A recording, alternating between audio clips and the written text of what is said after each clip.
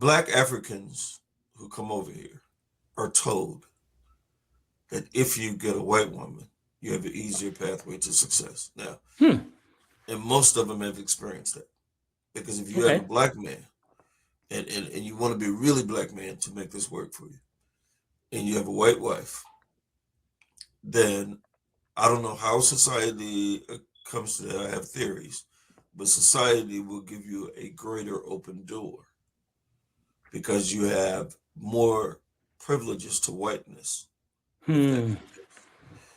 Versus if an African man comes over and marries a black woman, then that privilege to whiteness is not there. That's what they tell people in Mexico, that if you go over there, marry a white woman because blah blah blah. That's what they tell people in who any immigrants that come over here have heard that if you're in America, closest to whiteness gets you closest to privilege. In fact, the 1922 uh, argument where Asians said we should be considered under the umbrella of whiteness and be a part of that privilege also. And that was a court battle that went on for years. But don't you find that? I find it.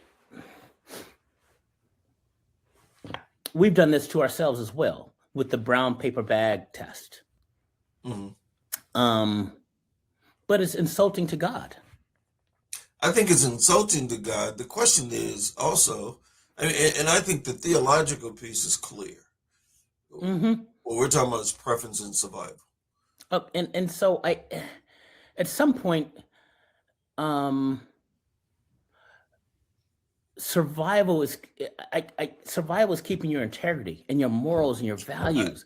So, and I understand the physical nature of it, but at some point, I could not live as a man mhm. bending over backwards for the police, the the white man. I cannot, because my morals, my values, my integrity says I'm a man, and so So, therefore, even if I don't get to eat today, mhm. I got to stand tall.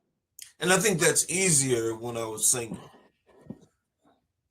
The question then becomes when the police stop me in an unjust way, like what they used to do when we were kids. Well, you remember back in the Hmm. day, they take you out of the car, beat you up, and all this kind of stuff, whatever.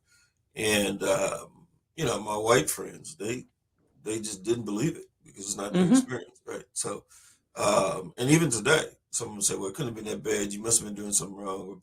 You go straight to that. You got to blame the victim.